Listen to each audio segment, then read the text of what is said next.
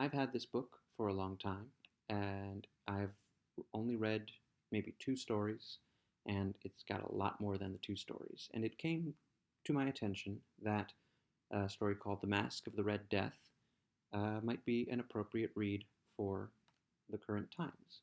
So I've never read it before, and I wanted to share my first reading of this story with you. Uh, just in case you don't have anyone to read to you in this time of quarantine. So here we go. The Masque of the Red Death by Edgar Allan Poe. The Red Death had long devastated the country. No pestilence had ever been so fatal or so hideous. Blood was its avatar and its seal, the redness and the horror of blood. There were sharp pains and sudden dizziness, and then profuse bleeding at the pores with dissolution. The scarlet stains upon the body, and especially upon the face of the victim, were the pest ban which shut him out from the aid and from the sympathy of his fellow men. And the whole seizure, progress, and termination of the disease were the incidents of half an hour. But the Prince Prospero was happy and dauntless and sagacious. When his dominions were half depopulated, he summoned to his presence 1,000 hale and light-hearted friends from among the knights and dames of his court, and with these retired to the deep seclusion of one of his castellated abbeys. This was an extensive and magnificent structure, the creation of the prince's own eccentric yet august taste. The strong and lofty wall girdled it in. This wall had gates of iron. The courtiers, having entered, brought furnaces and massy hammers, and welded the bolts.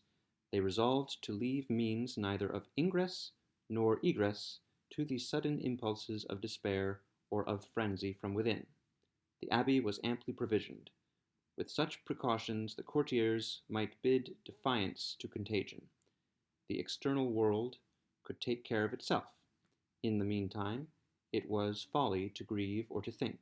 The prince had provided all the appliances of pleasure. There were buffoons there were improvisatory, there were ballet dancers, there were musicians, there was beauty, there was wine. All these and security were within. Without was the Red Death. It was toward the close of the 5th or 6th month of his seclusion, and while the pestilence raged most furiously abroad, that the Prince Prospero entertained his 1,000 friends at a masked ball of the most unusual magnificence. It was a voluptuous scene, that masquerade, but first let me tell of the rooms in which it was held. There were 7, an imperial suite. In many palaces, however, such suites form a long and straight vista, while the folding doors slide back nearly to the walls on either hand, so that the view of the whole extent is scarcely impeded. Here the case was very different.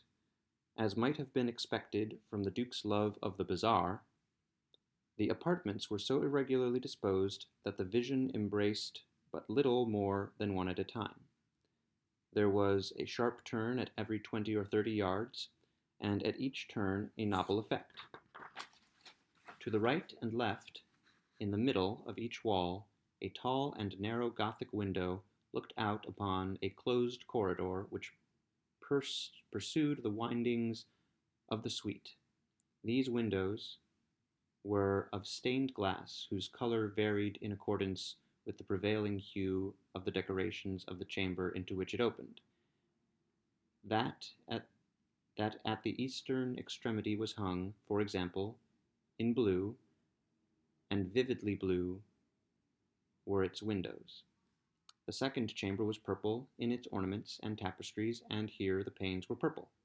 The third was green throughout, and so were the casements. The fourth was furnished and lighted with orange, the fifth with white, the sixth with violet.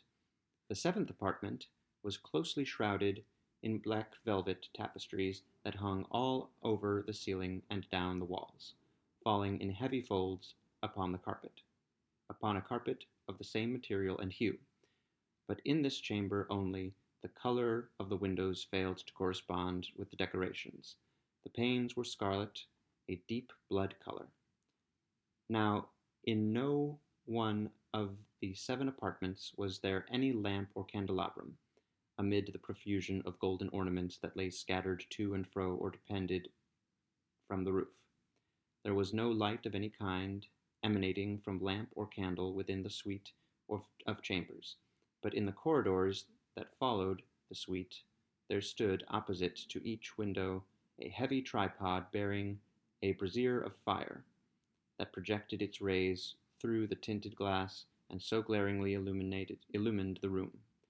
Thus were produced a multitude of gaudy and fantastic appearances, but in the western or black chamber the effect of the firelight that streamed upon the dark hangings through the blood-tinted panes was ghastly in the extreme, and produced so wild a look upon the countenances of those who entered, that there were few of the company bold enough to set foot within its precincts at all.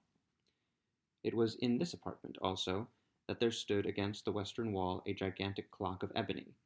Its pendulum swung to and fro with a dull, heavy, monotonous clang, and when the minute hand made the circuit of the face and the hour was to be stricken, there came from the brazen lungs of the clock a sound which was clear and loud and deep and exceedingly musical, but of so peculiar a note and emphasis that at each lapse of an hour the musicians of the orchestra were constrained to pause momentarily in their performance to hearken to the sound, and thus the waltzers perforce ceased their evolutions, and there was a brief discount of the whole gay company, and while the chimes of the clock yet rang it was observed that the giddiest grew pale, and the more aged and sedate passed their hands over their brows, as if in confused reverie or meditation.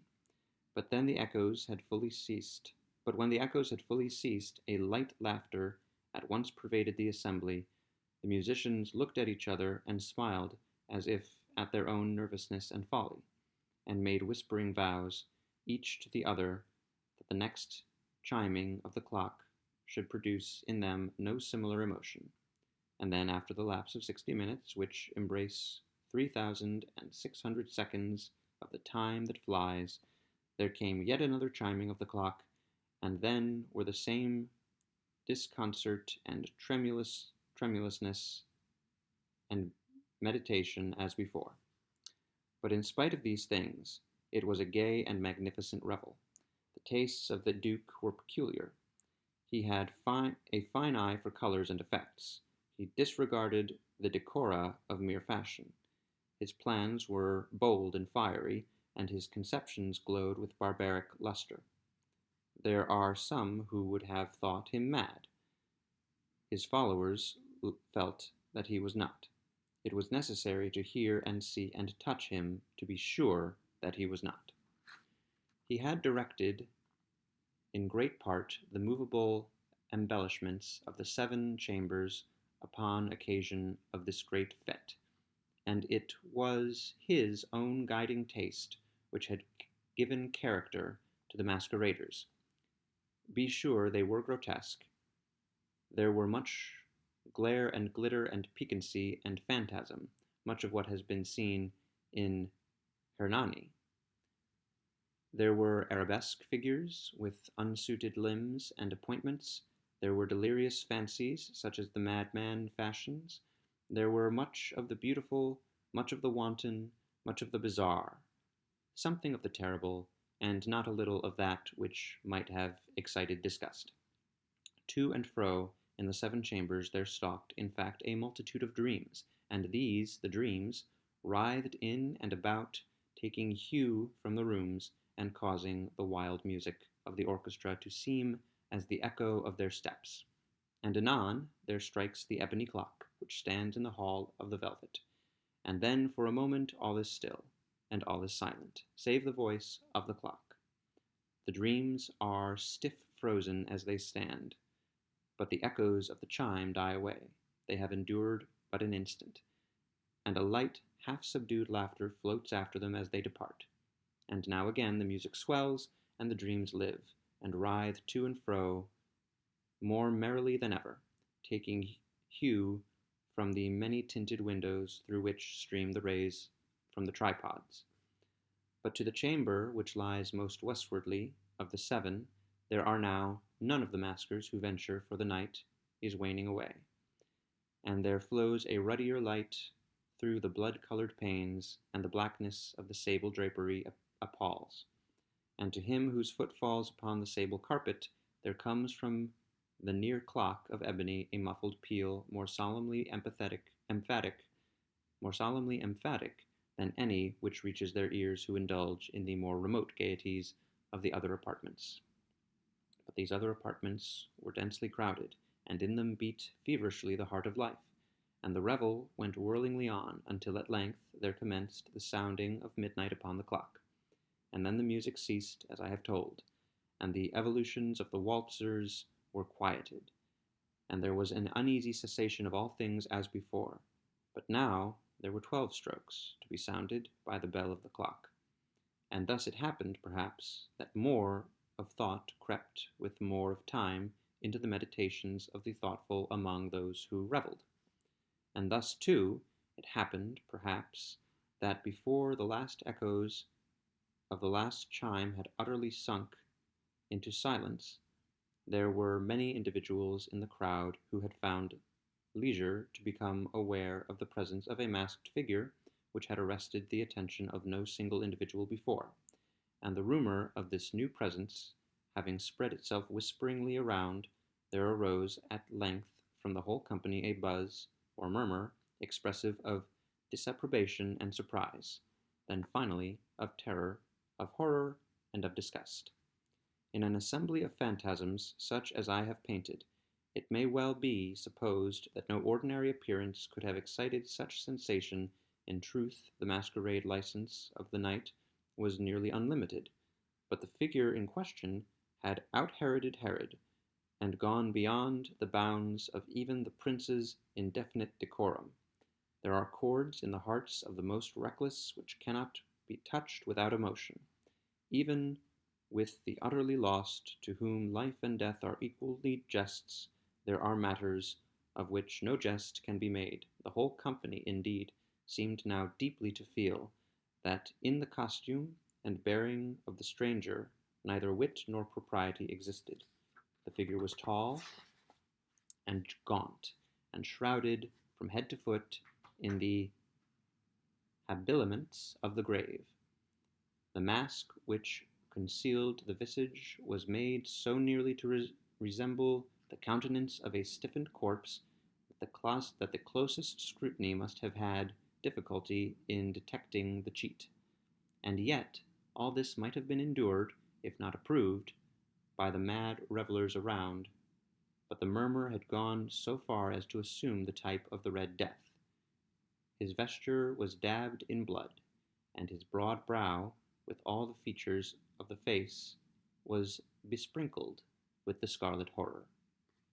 When the eyes of Prince Prospero fell upon the spectral image, which, with a slow and solemn movement, as if more fully to sustain its role, stalked to and fro among the waltzers, he was seen to be convulsed in the first moment with a strong shudder, either of terror or distaste, but in the next his brow reddened with rage. "Who dares?" he demanded hoarsely. "Who dares?" he demanded hoarsely of the courtiers who stood near him. "Who dares insult with this blasphemous mockery? Seize him and unmask him, that we may know whom we have to hang at sunrise from the battlements." It was in the eastern or blue chamber in which stood the Prince Prospero as he uttered these words. They rang throughout the 7 rooms loudly and clearly, for the prince was a bold and robust man, and the music had become hushed at the waving of his hand. It was in the blue room where stood the prince, with a group of pale courtiers by his side. At first, as he spoke, there was a slight rushing movement of this group in the direction of the intruder, who at the moment was also near at hand, and now, with deliberate and stately step, made closer approach to the speaker. But from a certain nameless awe with which the mad assumptions of the murmur had inspired the whole party, there were found none who put forth hand to seize him, so that, unimpeded, he passed within a yard of the prince's person, and while the vast assembly, as if with one impulse, shrank from the centres of the rooms to the walls, he made his way uninterruptedly, but with the same solemn and measured step which had distinguished him from the first, through the blue chamber to the purple, through the purple to the green, through the green to the orange, through this again to the white, and even thence to the violet, ere a decided movement had been made to arrest him. It was then, however, that the Prince Prospero, maddening with rage and the shame of his own momentary cowardice, rushed hurriedly through the 6 chambers, while none followed him on account of a deadly terror that had seized upon all. He bore aloft a drawn dagger, and had approached in rapid impetuosity to within 3 or 4 feet of the retreating figure, when the latter, having attained the extremity of the velvet apartment, turned suddenly and confronted his pursuer. There was a sharp cry, and the dagger dropped gleaming upon the sable carpet, upon which instantly afterward fell prostrate in death the Prince Prospero. Then, summoning the wild courage of despair, a throng of the revellers at once threw themselves into the black apartment, and seizing the mummer, whose tall figure stood erect and motionless within the shadow of the ebony clock, gasped in unutterable horror at finding the grave cerements and corpse-like mask, which they handled with so violent a rudeness, untenanted by any tangible form. And now, as was acknowledged the presence of the Red Death.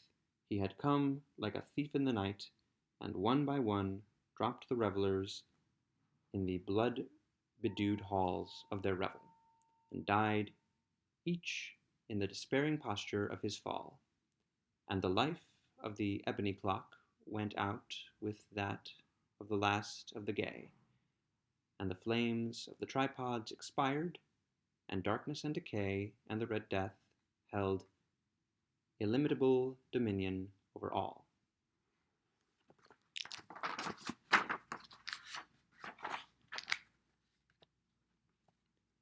Hopefully, none of you will experience such a party.